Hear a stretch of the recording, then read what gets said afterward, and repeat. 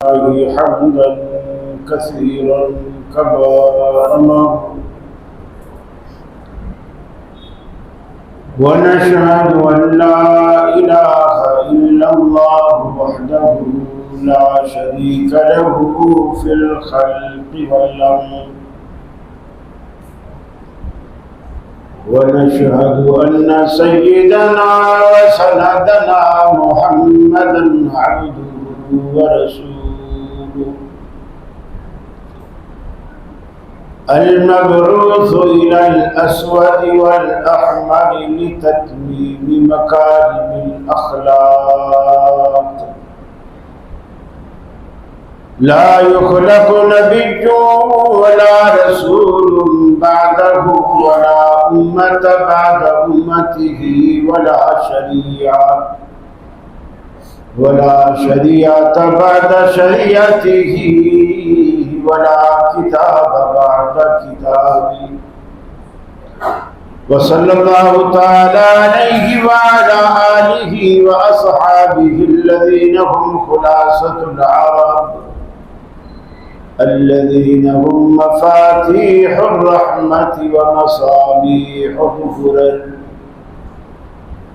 أعوذ بالله السميع العليم من الشيطان الرجيم. بسم الله الرحمن الرحيم. ولنبلونكم بشيء من الخوف والجوع ونقص من الأموال والأنفس والثمرات وبشر الصابرين الذين إذا أصابتهم مصيبة قالوا إنا لله وإنا إليه راجعون أولئك عليهم صلوات من ربهم ورحمة وأولئك هم المهتدون.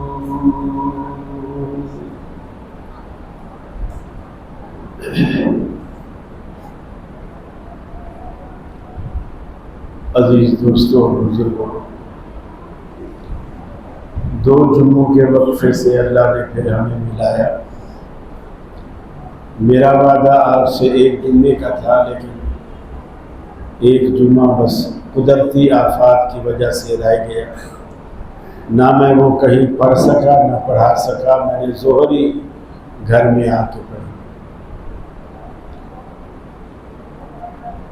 ہماری ایک سلسلے وار گفتگو چل رہی تھی، لیکن اب چونکہ ایک سلسلہ منقطع ہو بھی گیا ہے، دو جمعے کا وقفہ بھی ہے،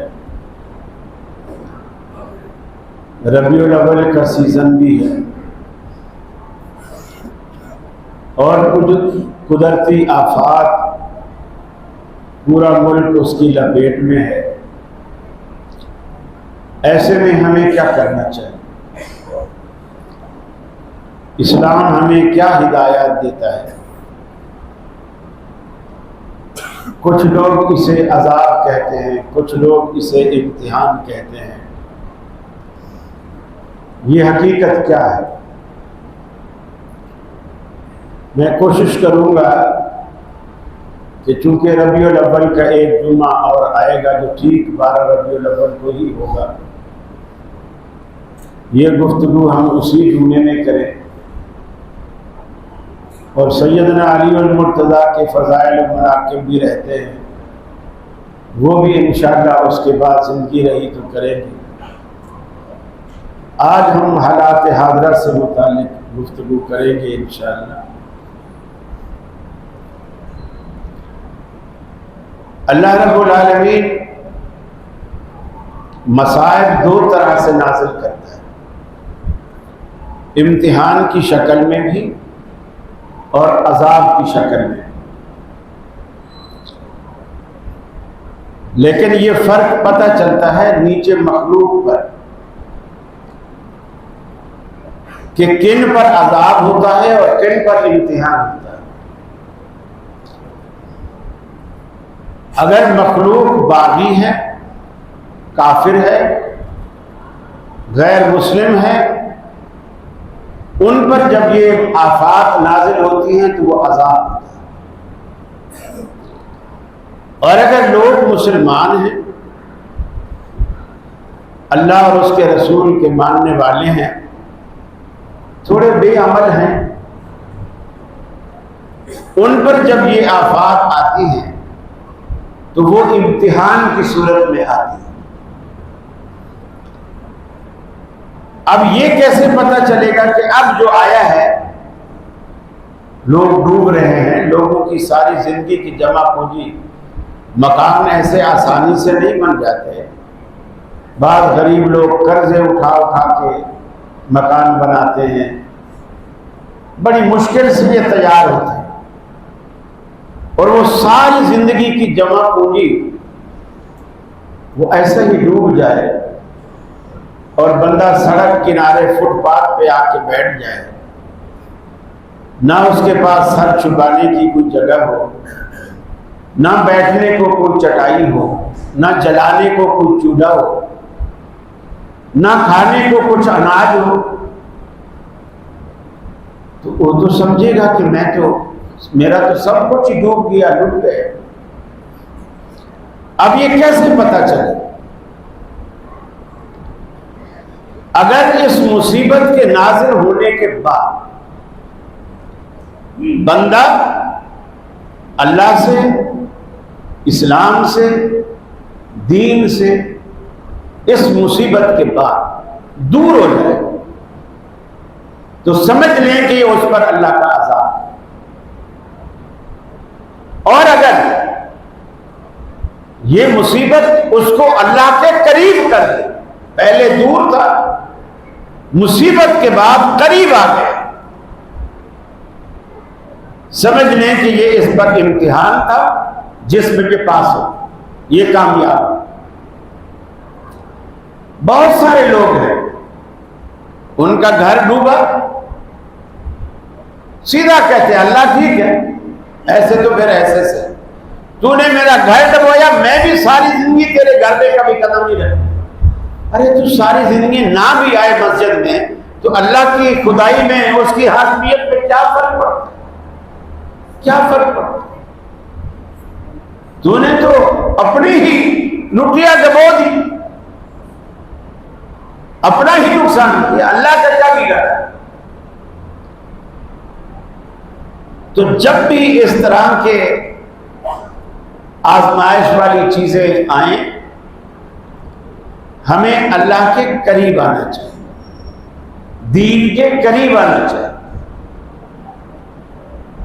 نبی رحمت صلی اللہ علیہ وسلم نے کچھ ایسے نسخے بتائے،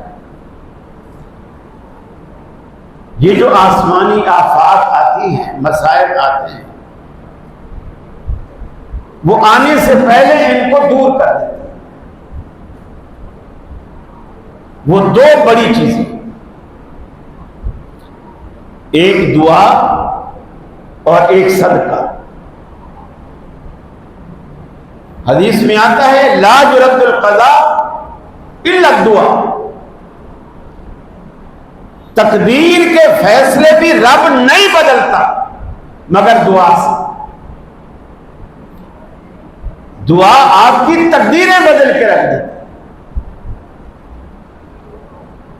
جب دنیا سے آدمی ہر طرف سے مایوس ہو جاتا ہے اور اسے کچھ سجھائی نہیں دیتا، اس وقت امید کا ایک در کھلا رہتا ہے۔ اور آپ کو اپنے ایمان اور عقیدے میں یہ در ہمیشہ کھلا ہی رکھنا چاہیے۔ جب ہر طرف سے آپ مایوس ہو جائے، اللہ سے کبھی مایوس نہ، امیدوں کا یہ در آپ کے لیے کھلا ہے۔ اور یہی وہ در ہے جہاں سے پھر آپ کی تقدیر بدلنا شروع ہوتی۔ دوسری چیز صدقہ۔ ایک تو ہے جو اللہ نے ہم پر فرض کیا، زکوٰۃ ہے، عشر ہے، فطرہ ہے، یہ نہیں، یہ بھی اچھی بات ہے، دیتے رہیں، یہ تو فرض ہے۔ یہ تو آپ کی ذمہ داری اور ڈیوٹی، اس سے تو مسلمان بے نیاز ہو ہی نہیں سکتے۔ یہ جو مصائب کو ٹالنے والی چیز ہے وہ نفلی صدقہ ہے، جس کی ہمیں عادت نہیں۔ نفلی صدقہ جو اللہ نے آپ پر فرض نہیں کیا، لیکن آپ مصائب کو ٹالنے کے لیے آتے جاتے، گھر سے باہر نکلتے، کوئی محتاج نظر آ گیا، کوئی تنگ دست نظر آ گیا، خاموشی سے مٹھی بند کر کے ایسے پیچھے مڑ کے بھی نہیں دیکھتے، آگے کہیں تذکرہ بھی نہیں۔ یہ وہ صدقہ ہے جو آپ پر آنے والی آفات کو ٹالتا ہے، پہلے سے ٹالتا ہے۔ یہ ویکسین کا کام کرتا ہے کہ بیماری سے پہلے، حدیث میں آتا ہے صدقہ رد البلا، آسمان سے جو مصائب اور ابتلا اترتے ہیں یہ ان کو ٹالتا ہے۔ اور جب صدقہ بھی اس طرح، اللہ کے یہاں دیکھیے پیمانہ یہ ہے، اب 10,000 روپے 1000 سے زیادہ ہے، 1000 روپیہ 100 سے زیادہ ہے، 100 10 روپے سے زیادہ ہے۔ لیکن اگر بندہ 10,000 صدقہ کرے اور دوسرا بندہ 1,000 صدقہ کرے تو عقل کہتی ہے کہ 10,000 والے کو زیادہ ثواب ملے گا، 1000 والے کو کم ملے گا، تیسرے نے 100 روپیہ خرچہ کیا اس کو اور کم ملے گا، چوتھے نے 10 روپیہ خرچہ کیے اس کو اور کم ملے گا۔ لیکن اللہ تعالیٰ یوں دیکھتا ہی نہیں، یہ نہیں دیکھتا کہ اس نے صدقہ کتنا کیا، اللہ یہ دیکھتا ہے کہ کتنے میں سے کتنا کیا، میں نے اس کو کیا دیا تھا، اس نے لوٹاتے ہوئے میرے نام پر کیا لوٹایا، اس میں سے مما رزقناہم ينفقون، جو ہم نے تمہیں دیا ہے، تمہارا کچھ نہیں، جو ہم نے تمہیں دیا ہے اس میں سے۔ ایک آدمی کی حیثیت یہ ہے کہ وہ ہر وقت 1,00,000 روپیہ جیب میں ڈال کے گھومتا ہے، ٹھیک ہے جی، اللہ نے دے رکھا ہے، لیکن اس نے کسی محتاج کو یا 2-3 محتاجوں کو 10,000 روپے دے دی 1,00,000 میں سے، لیکن یہ 10,000 روپے 1,00,000 کا کتنا حصہ ہے؟ 10واں حصہ، 10واں حصہ۔ دوسرا بندہ جا رہا تھا، وہ تھوڑا مڈل کلاس طبقے کا ہے، اس کی جیب میں 10,000 روپے، اس نے جاتے جاتے صدقہ کیا، 1,000 روپیہ کسی کو دے دیا، یہ 10,000 کا کتنا حصہ ہے؟ 10واں حصہ۔ تیسرا تھوڑا اور نیچے ہے، اس کی جیب میں 1,000 روپیہ پڑا، اس نے محتاج دیکھا، اس کو اس نے 100 روپیہ دے دیا، یہ کتنا حصہ ہے؟ یہ 10واں حصہ۔ ایک بالکل ہی نیچے ہے، اس کی جیب میں صرف 100 روپے، کسی سائل نے سوال کیا، اس نے 10 روپے دے دیے، یہ 100 کا 10واں حصہ ہے۔ ثواب میں سارے کے سارے برابر، اجر میں یہ سارے برابر، 10 والا بھی، 100 والا بھی، 1,000 والا بھی، 10,000 والا بھی۔ اور اگر کوئی 10 لاکھ میں سے 1,00,000 دیتا وہ بھی برابر ہے، اور اگر کوئی 1 کروڑ میں سے دیتا ہے وہ بھی برابر۔ میرے بھائی دیکھو، رسول اللہ صلی اللہ علیہ وسلم نے غزوہ تبوک کے موقع پر جب لوگوں سے کہا نا کہ تعاون کرو جنگی مہم کے لیے، تو لوگ لائے، آپ نے چادر بچھا دی، حضرت عمر کی گٹھڑی اتنی بڑی تھی، بڑی گٹھڑی لے کر آئے، چادر میں ڈال، تھوڑی دیر بعد ابو بکر آئے، ان کی گٹھڑی چھوٹی تھی۔ حضرت عمر کہتے ہیں میں ہمیشہ دل میں سوچتا تھا کہ کوئی ایسا دن بھی تو ہو میں ابو بکر سے نیکی میں بازی لے جاؤں، لیکن ہر دفعہ ابو بکر بازی لے جاتے۔ اب جب ڈھیری بن گئی، حضرت عمر کی اتنی بڑی گٹھلی بھی ڈال دی اللہ کے رسول نے، ڈھیری اور اونچی ہو گئی۔ ابو بکر نے چھوٹی گٹھلی لائے، آپ نے وہ بھی اوپر بکھیر دی۔ تو حضرت عمر کہتے ہیں میں دل میں اتنا خوش ہو رہا تھا کہ آج ابو بکر مجھ سے کم ہے، اور میرا مال، میرا سرمایہ جو اللہ کی راہ میں دیا ہے وہ زیادہ ہے۔ اب عقل کہتی ہے کہ واقعی حضرت عمر کا اجر زیادہ ہے۔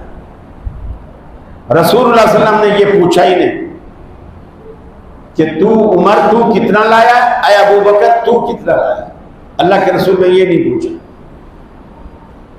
آپ نے پوچھا عمر تو گھر میں کتنا چھوڑ کے آیا؟ حضرت عمر نے کہا میں آدھا چھوڑ کے آیا۔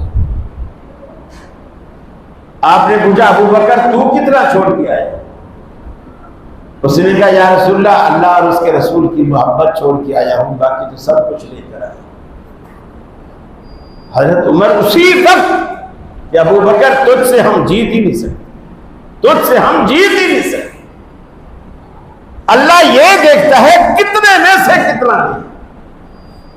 صدقے کرنے کی عادت ڈالو، لیکن اپنی حیثیت کے مطابق، اپنی حیثیت کے مطابق۔ اور دوسرا، جس پر کچھ نہیں لگتا، کچھ بھی خرچ نہیں ہوتا، وہ دعا ہے جسے ہم نے چھوڑ رکھا ہے۔ جن لوگوں نے اپنا رکھا ہے تو انہوں نے بدعت کے طور پر اپنا رکھا ہے، فلاں وقت لازم ہے، فلاں ٹائم لازم ہے۔ لیکن آپ اگر بدعت چھوڑتے ہیں تو کم از کم دعا کو تو نہ چھوڑے گا، دعا کو تو اپنائیں۔ مسجد میں مولوی فتویٰ لگائے گا نا، گھر میں تو مولوی نہیں ہے، ہر گھر میں نہ۔ آدھی رات کو کبھی اٹھ کر دیکھیں، جب نیند نہ، ایسے وقت آتے ہیں نا کبھی انسان کو، ہفتے میں، مہینے میں، 15 دن میں کوئی ایک دن ایسا آ جاتا ہے جو نیند نہیں آتی، گولیاں بھی نہیں کھاتے، بس ایک دن ہوتا ہے جو نیند نہیں آتی۔ شاید ہو سکتا ہے اللہ تعالیٰ وہ دن لاتا اسی لیے ہو کہ بندے نیند تو تجھے آ نہیں رہی، چلو اس ٹائم کو کسی اچھے کام میں کھپا دے، وضو کر لے، مصلی بچھا لے، 2 نفل پڑھ لے اور میرے آگے رو لے، پھر دیکھ میں تیری آنسوں کی کیسے لاج رکھتا۔ یہ ہم سے نہیں ہوتا۔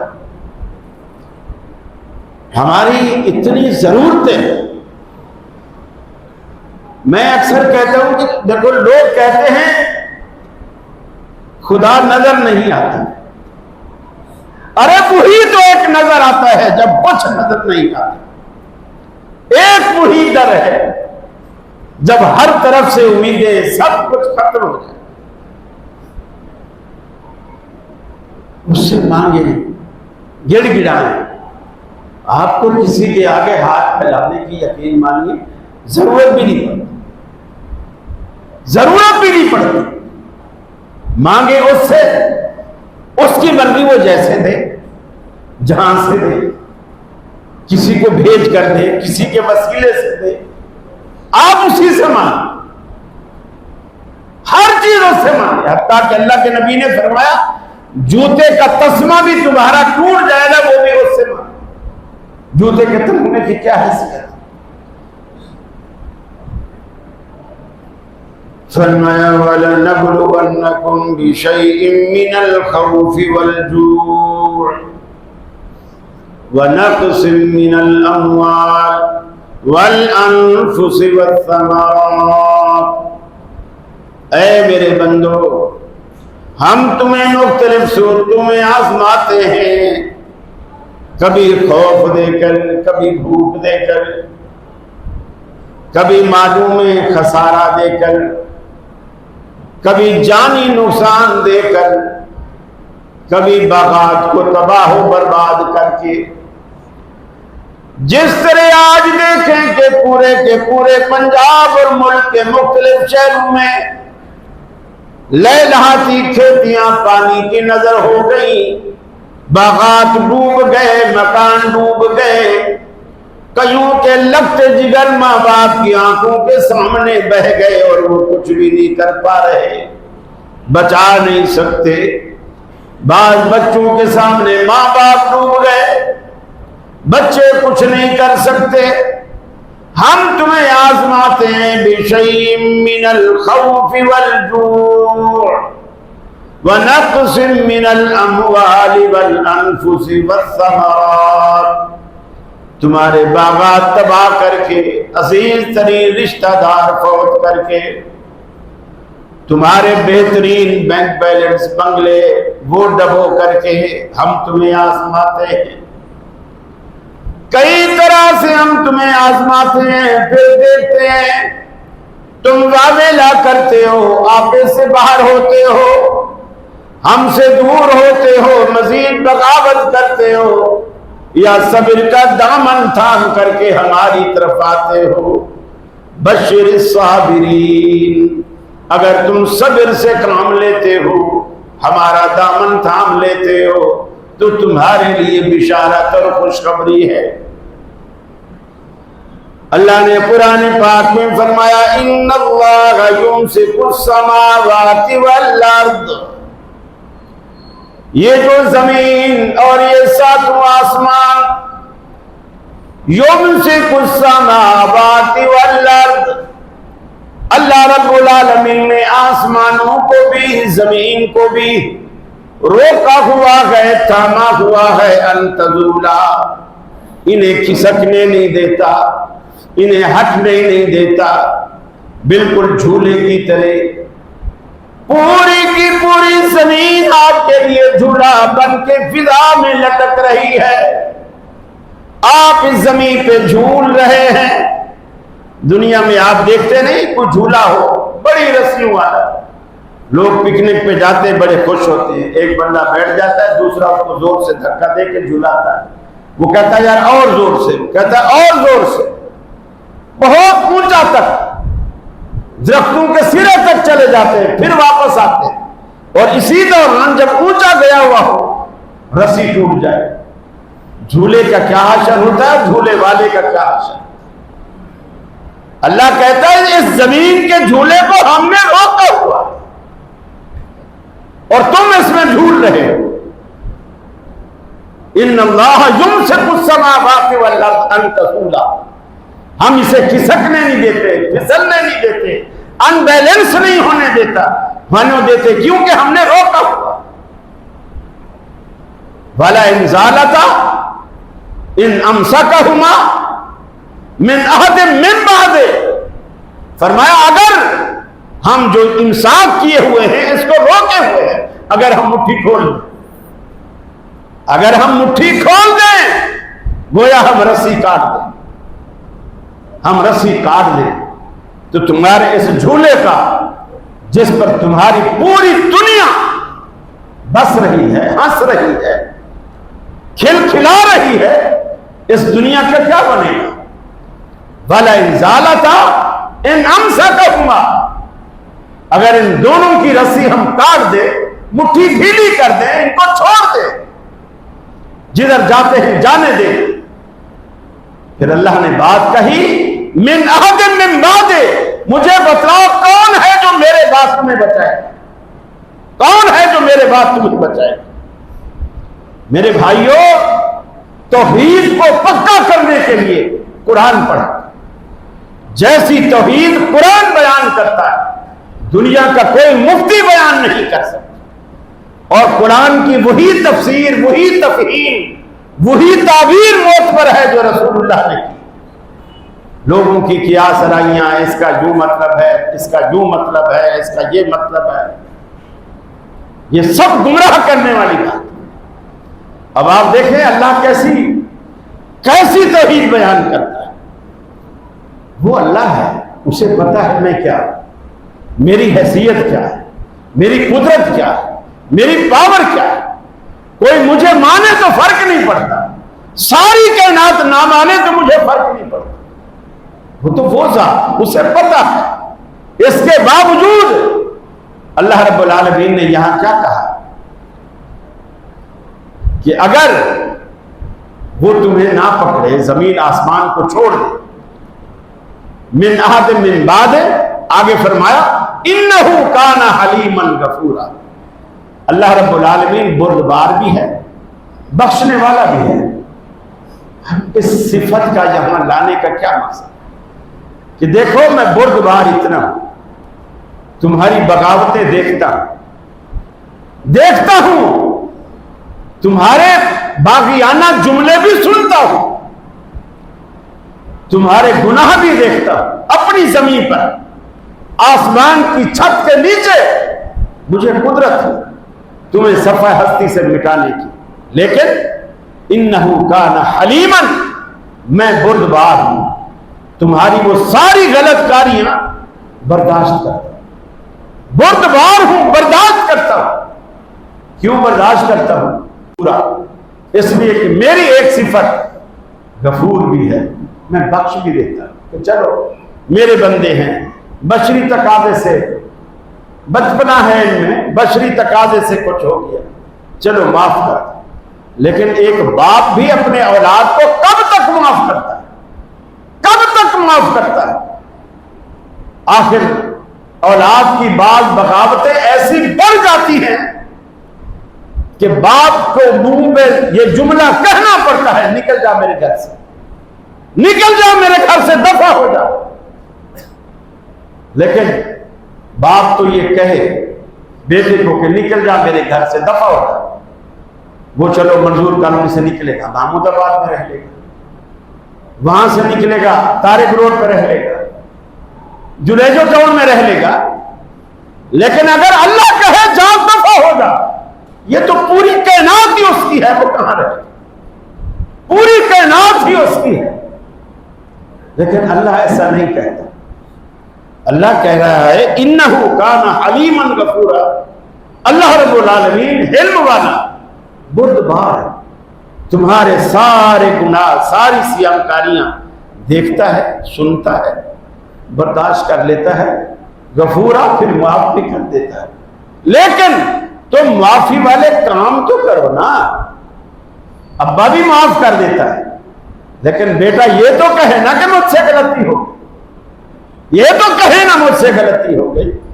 اللہ بھی بندے کو معاف کرتا ہے، لیکن بندہ مانے تو صحیح نا، یا اللہ قصوروار میں ہوں، تیرے احسانات میں کوئی کمی نہیں ہے، میں ہی باغی تھا، میں ہی بد نصیب تھا، میں ہی بد قسمت تھا، اور اس میں ہم سب شامل ہیں، اس میں ہم سب شامل ہیں۔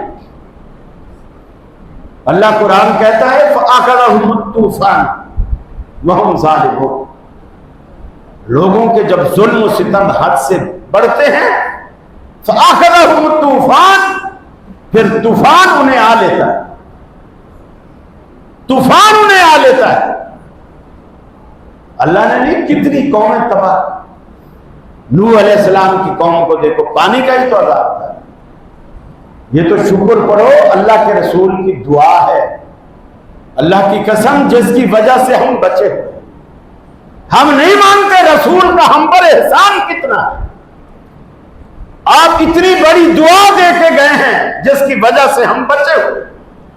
اللہ میری امت پر کبھی یک بارگی ایسا عذاب نہ لانا جو سابقہ قوموں پر آتے تھے، شہر کے شہر، علاقے کے علاقے زمین میں دھس جاتے۔ ہم کیا ان کی لوط علیہ السلام پر عذاب آیا، کیا وہ اس امت میں وہ گناہ موجود نہیں ہے؟ ان کی قوم پر عذاب آیا، وہ گناہ ہم میں نہیں ہے۔ یہ ملاوٹ کا کام جو ہے، ہود علیہ السلام کی قوم، ملاوٹ کا کام آیا، ہر چیز میں ملاوٹ کرتے، کیا آج یہ گناہ ہم میں نہیں ہے؟ ان کو دھسایا گیا، ہمیں کیوں نہیں دھسایا گیا؟ گناہ تو وہی ہے۔ یہ رسول اللہ کی دعا کی برکت ہے، ہم بچے ہوئے۔ اس لیے دو باتیں ہم پر اب لازم ہو جاتی ہیں، ایک رسول اللہ کا احسان مانتے ہوئے ان کی اطاعت اور فرما برداری کرنا، اور پھر اللہ کے نہ پکڑنے کا احسان مانتے ہوئے اللہ سے ڈرتے رہنا اور اپنے گناہوں کی اللہ سے معافی، یہ ہماری ذمہ داری ہے۔ اللہ قرآن میں کہتا ہے نوح علیہ السلام 1000 عمر پا کر اس میں سے 950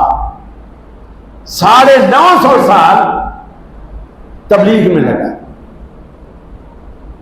آپ اندازہ لگائیں 950 سال ایک قوم کو سمجھانے میں گزار دینا، اللہ ایک ہے یہ بتانے میں گزار دینا، اس کا کوئی شریک نہیں ہے، تم نے مرنا ہے اور اللہ کی عدالت میں پیش ہونا ہے، اپنے گناہوں کا زندگی کا حساب دینا ہے، 950 سال سمجھاتے رہنا، اور نتیجہ یہ نکلے کہ اپنا سگا بیٹا اپنا خون وہ بھی نہ مانے۔ اس پیغمبر کے دل پر کیا بیتی ہوگی اندازہ لگائیں۔ حالانکہ پیغمبر بڑے حوصلے والا، بڑے صبر والا، بڑی برداشت والا ہوتا ہے، لیکن ہر ہوتا تو انسان ہی ہے، برداشت کی ایک حد ہوتی۔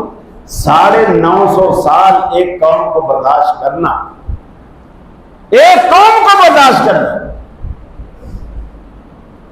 اور جب مایوس ہو گئے نا پھر اللہ سے ایک ہی بات کہہ فرمایا رب لا تذر علی الارض من الکافرین دیارا۔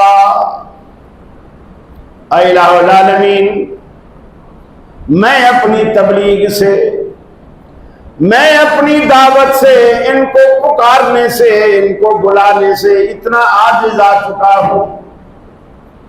لا تذر علی الارض من الکافرین دیارا، آج میں اس دنیا میں، سرزمین میں ان کفار کے وجود تو درکنار، میں ان کے گھر بھی دنیا میں دیکھنا نہیں چاہتا، اتنا مایوس ہو چکا ہوں۔ ان کو بھی مٹا، ان کے گھروں کو بھی سفسہ ہستی سے مٹا دے، نہ ان کو چھوڑ، نہ ان کو مال و دولت کو چھوڑ، نہ ان کے گھروں کو چھوڑ۔ اللہ رب العالمین نے کہا نوح، اگر تیرا یہ فیصلہ ہے تو ہم بھی تیرے فیصلے پر راضی ہیں، جلدی سے کشتی تیار کرو۔ کشتی بنائی، قوم کو پھر ڈرایا، قوم نے مذاق اڑایا، یہ عجیب پیغمبر ہے، یہ ایسا پیغمبر خشکی پہ کشتیاں چلائے گا، یہاں نہ دریا ہے نہ سمندر ہے، یہ کشتیاں بنا رہا ہے۔ ساری قوم مذاق اڑا رہی ہے پیغمبر کا۔ جب کشتی بن گئی، اللہ کا عذاب بھی آنے کا حکم آ گیا۔ نوح علیہ السلام نے اللہ کے حکم کے عین مطابق اس کشتی میں ہر چیز کے جوڑے جوڑے بھی بٹھائے، ماننے والے بھی بٹھائے، نہ ماننے والوں میں کوئی بھی اس کشتی کے اندر نہیں، حتیٰ کہ اپنے لگتے جگر بیٹے کو کہتے ہیں اے میرے بیٹے ارکب معنا، ہمارے ساتھ کشتی میں سوار ہو جا، یا بنی ارکب معنا، اے لگتے جگر ہمارے ساتھ کشتی میں سوار ہو جا۔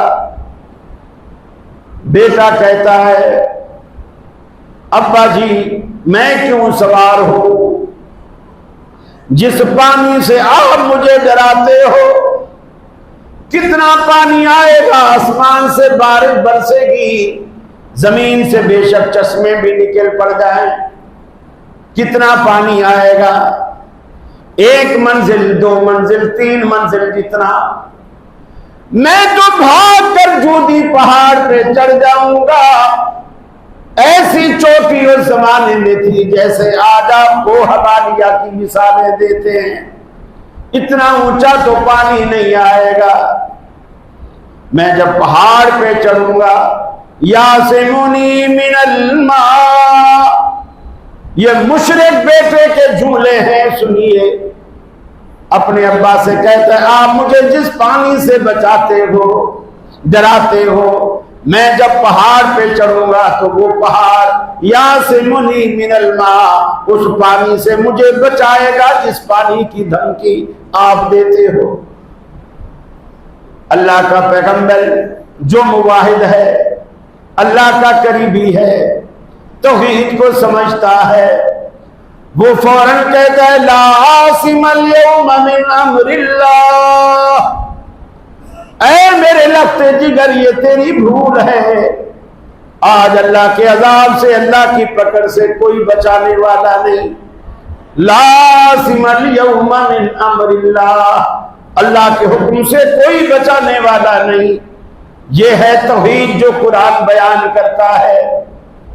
بیٹا کافر ہے، باپ مسلمان ہے، پیغمبر ہے، نبی ہے، مبلغ دین ہے، اور پیغمبر یہ کہہ رہا ہے کہ میں اگرچہ تیرا بیٹا ہوں لیکن آج پیغمبر ہونے کے باوجود میں بھی تجھے نہیں بچا سکتا، میں بھی تجھے نہیں بچا سکتا۔ یہاں تو 50 سال پرانی ڈوبی ہوئی کشتیاں پیر عبد القادر جیلانی باہر نکال دیتے ہیں، وہاں پیغمبر مجبور ہے اور کہتا ہے کہ میں بھی اللہ کے حکم سے تجھے نہیں بچا سکتا۔ لا عاصم اليوم من امر اللہ، یہ خام خیالیاں ذہن سے نکال دے بیٹے، آج اللہ کی پکڑ سے کوئی نہیں بچانے والا۔ اگلا جملہ دیکھ، الا من رحم ربک، صرف جس پر تیرا رب مہربان ہو آج وہی بچے گا، باقی کوئی نہیں بچے، کوئی بچ ہی نہیں سکتا۔ تیرا رب جس پر مہربان ہوگا وہ بچے گا۔ وہاں اپنی ذات کو بھی نکال دے، یہ نہیں کہ میں جس پر مہربان ہوگا۔ نوح علیہ السلام نے یہ بھی نہیں فرمایا، آپ نے فرمایا سارا معاملہ اللہ پہ چھوڑا۔ اہل حدیثو، اللہ نے آپ کو عقیدہ دیا ہے، سنت کی نعمت بھی دی ہے، اس کو استعمال کرو، اس کو استعمال کرو۔ اس سے بہتر دین دنیا میں نہ کسی مسلک کے پاس ہے اور نہ ہو سکتا ہے۔ میرے بھائیوں، اس کو سمجھو، یہ نجات کی بیس ہے، نجات کی بنیاد، اور وہ اللہ کی ذات اور اللہ کے رسول کی سنت۔ آپ نے امت کو ایسے تو نہیں کہہ دیا ترکت فیکم امرین لن تضلوا ما تمسکتم بہما کتاب اللہ و سنت رسول۔ دو چیزیں میں ایسی چھوڑے جا رہا، اگر ان کے ساتھ چمٹے رہو گے، ایک اللہ کا قرآن اور دوسرا اس کے رسول کی سنت، دنیا کی کوئی طاقت تمہیں گمراہ نہیں کر سکتی۔ گمراہی سے بچنے کے لیے یہی دو ہتھیار۔ دجال آئے گا، ساری دنیا کو برگلائے گا، ساری دنیا کو برگلائے گا، کئی اپنے کرشمے دکھائے گا، کسی کو مارے گا پھر زندہ کر دے گا۔ اب یہ کام تو اللہ کا ہے، مارنا اور جلانا۔ ایک تو ہے تلوار سے مارنا، ایک یہ ایسے کہنا مر جا پھر کہنا کھڑا ہو جا، یہ تو رب کا کام ہے، وہ یہ کرے گا، دکھائے گا۔ بندہ بولے گا اچھا میرے دادا کو زندہ کر، اس کے دادا کو اٹھا کے کھڑا کر دے، 3 دفعہ اسے یہ اختیار ہو۔ آج اندازہ لگائیے، جتنے بھی قبر پرست، جتنے پیر پرست ہیں، یہ سب سے پہلے اس کے قدموں میں گرے۔ ہم تو خام مزار والوں کے پیچھے پڑ رہے، اصل رب تو اب آیا، یہ سارے مانیں گے۔ اللہ کی قسم اس وقت بھی صرف اہل حدیث ہوں گے جو انکار کریں۔ اللہ کے رسول نے فرمایا بنو تمیم قبیلہ دجال کو لوہے کے چنے چبوائے گا، اور آج عرب میں جا کے پوچھو بنو تمیم سارے کا سارا اہل حدیث ہے، سارا بنو تمیم قبیلہ اہل حدیث ہے، اور اللہ کے رسول نے اس کی تعریف کی کہ دجال کو لوہے کے چنے چبوائے گا اور وہ بھی ناکوں چنے چبوائے گا۔ وہ نہیں مانیں گے، وہ جو کرشمہ دکھائے گا وہ کیا کہیں گے؟ کہیں گے اللہ کے رسول نے حدیث میں یہی بتایا تھا، تیری یہی نشانی بتائی۔ حدیث کے ذریعے اپنے ایمان کو مضبوط کریں کہ اللہ کے رسول نے تیری یہی نشانی بتائی۔ پھر آپ نے فرمایا وہ ایک آنکھ سے کانا ہے، خبردار یہ کانا ہونا عیب ہے اور تمہارا رب بے عیب ہے، اس کا ایک بازو بھی نہیں ہے، یہ بھی عیب ہے اور تمہارا رب بے عیب۔ اللہ کے رسول نے ایک ایک بات کھل کے بتائی، لیکن آج جتنے بھی پیر پرست ہیں یہ سارے جو چھوٹی چھوٹی چیز دیکھ کر وہی لٹو ہو جاتے ہیں۔ خالی کوئی بندہ بوتل میں تھوک ڈال دے اپنی اور اتفاق سے وہ بندہ جا کے پی لے پانی کی بوتل اور اللہ تعالیٰ اس کو شفا دے بھی دے، بس وہ اس کے عقیدے میں یہ بات آ گئی، بس یہ جو بندہ ہے نا یہ پہنچی ہوئی سرکار۔ اسی لیے اللہ تعالیٰ نے چور بازاری کے سارے راستے بند کیے۔ خدا کے لیے تھو تھو کرنا، تھو تھو کرانا چھوڑ دیجیے۔ بغیر حساب کے جو جنت میں جانے والے ہیں، بغیر حساب، جو 70,000 بندے اور پھر ہر 1000 کے ساتھ 70,000 اور آپ 1,000 کو پھر ہر 1000 کو 70,000 کے ساتھ ضرب تو دیں، اربوں میں تعداد بنتی ہے، اور یہ لوگ جنت میں بغیر حساب کے جائیں، بغیر حساب کے جائیں۔ اور ان کی پہلی صفت کیا ہے؟ لا یسترقون، یہ دم جھاڑے نہیں کرواتے۔ اس مولوی کے پاس بوتل لے کے بیٹھے، اس مولوی کے پاس دھاگا لے کے بیٹھے، اس مولوی کے پاس گھٹنا آگے کر کے یہاں پھونک مار، صبح سے نیند نہیں، سر پہ پھونک مارنا۔ چلو ٹھیک ہے، تمہیں تکلیف ہے، تو خود ہی فاتحہ پڑھ کے ہاتھ پھیر لے ماتھے پہ، فاتحہ پڑھ کے گھٹنے میں پھونک دے، کیوں لوگوں سے خواہش کرتا ہے؟ فرمایا وہ دم جھاڑے کی کبھی خواہش نہیں کرے۔ تو آپ کو نہیں چاہیے جنت میں بغیر حساب و کتاب کے جنت میں جانا؟ کتنی بڑی نعمت ہے، اللہ ہمیں حساب و کتاب کے بغیر جنتوں میں لے جائے۔ اور یہ چھوٹے چھوٹے آسان کام ہیں، اگر یہ آپ آسان کام کرتے ہیں تو انشاءاللہ العزیز اللہ بھی آپ کا ہے، دنیا بھی آپ کی ہے، آخرت بھی آپ کی۔ صرف اللہ کو راضی کرنا مقصود ہے، بس دنیا میں آنے کا اور کوئی مقصد نہیں۔ یہ آزمائشیں، یہ ساری چیزیں جو آزمائشیں لاتا ہے وہ ان آزمائشوں کو دور کرنے پر دکھاتا ہے۔ جو آپ کا مکان ڈبو دیتا ہے، اللہ کی قسم وہ اس جیسے 10 مکان آپ کو بنا کے دینے کو بھی تیار ہے، لیکن اسے راضی رکھنے کی ضرورت، اسے راضی رکھنے کی ضرورت ہے۔ بس آپ یہ کہیں اللہ ساری دنیا مجھ سے چھین دے، بس تو میرا بن جا، یہ ہے اصل کامیابی۔ یہ اصل اس لیے کہ اللہ کے رسول نے دیکھو کیا مثال، آپ نے فرمایا دنیا میں جنت کے اندر جو ایک بالشت جگہ ہے، یہ چھوٹی انگلی سے لے کر انگوٹھے کے پور تک ایک بالشت، حالانکہ اس ایک بالشت کی کیا حیثیت ہے؟ ایک بالشت جگہ جنت میں دنیا اور دنیا کے اندر جو کچھ ہے، اس میں سونا ہے، چاندی ہے، المونیم ہے، پیٹرول ہے، گیسز ہیں، رقبے ہیں، زمینیں ہیں، جائیدادیں ہیں، بڑی بڑی بلڈنگیں اور بنگلے ہیں، فیکٹریاں اور کارخانے ہیں۔ فرمایا ان سب سے بہتر جنت میں ایک بالش جگہ، یہ جنت کی ویلیو ہے، یہ جنت کی قیمت ہے، جس کی ساری دنیا مل کر اس کی ایک بالش کی قیمت بھی ادا نہیں کر سکتی۔ پھر آپ اپنا کچا پکا مکان بنانے کے لیے بھی ساری زندگی کی جمع پونجی لگا دیتے ہیں۔ اللہ کی قسم جنت میں جو اللہ آپ کو بحال دینے والا ہے، آپ کا 1 روپیہ بھی نہیں لگنے والا۔ آپ کو یہ بھی پریشانی نہیں کہ آپ کسی آرکیٹیکٹ سے پوچھیں یہاں پائپ کون سا لگاؤ، سیوریج کے لیے کون سا پائپ لگاؤ، گرم ٹھنڈے کی لائنیں کیسے لگواؤں، ٹائل کون سی لگواؤں، آپ کو کچھ پوچھ نہیں۔ آپ جنت میں جائیں اللہ چابی آپ کو پکڑا دے، میرے بندے یہ محل میں نے تیرے لیے بنایا تھا، یہ لے چل، کچھ بھی کرنے کی ضرورت ہے۔ لیکن ہمیں اللہ پر نہ تو یقین ہے، نہ توکل ہے، نہ بھروسہ ہے۔ میرے بھائیوں اللہ پر یقین بھی کیجیے، وَهُمْ عَلَىٰ رَبِّهِمْ يَتَوَكَّلُونَ، جو بغیر حساب کے جنت میں جائیں گے ان کی چوتھی صفت اللہ نے بتائی، وَهُمْ عَلَىٰ رَبِّهِمْ يَتَوَكَّلُونَ، وہ ہر معاملے میں اللہ پہ بھروسہ کرتے ہیں۔ اللہ پہ بھروسہ کرنے والے بن جائیے، پھر دیکھیے انشاءاللہ اللہ کی رحمتیں آپ پر کیسے برستی ہیں۔ اپنا دکھڑا بھی اسی کو سنائیں۔ لوگ تو آپ کی داد رسی نہیں کرتے، مذاق اڑاتے۔